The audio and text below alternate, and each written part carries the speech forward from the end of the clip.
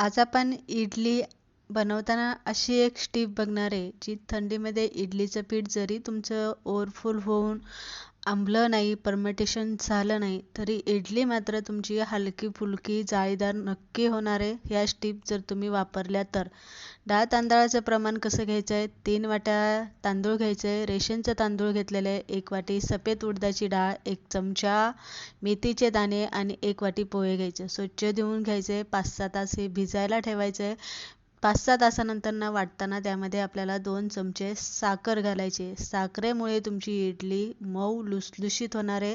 रवळसर असं दळून घ्यायचं आहे. दळून घेतल्याच्या नंतरनं त्यामध्ये 2 पळ्या तेल घालायचे. तेलामुळे सुद्धा तुमची इडली खाताना घशामध्ये अजिबात अटकणार नाही आहे.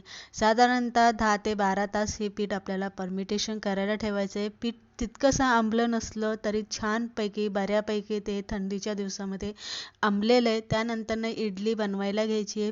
इडलीचं पीठ आता इथे जास्त हलवायचं नाही आहे. फक्त इडली बनवताना त्यामध्ये चवीप्रमाणे मीठ घालायचं आहे आणि इडली पात्राला आपल्याला तेल लावायचं आहे. तेल जरासा जास्त लावायचं म्हणजे इडली पटकनी खळखणी निघून येते.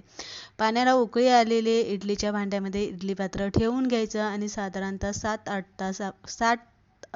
8 मिनिटं आपल्याला इडली इथे उकडून घ्यायची आहे. गॅस मोठाच ठेवायचा आहे.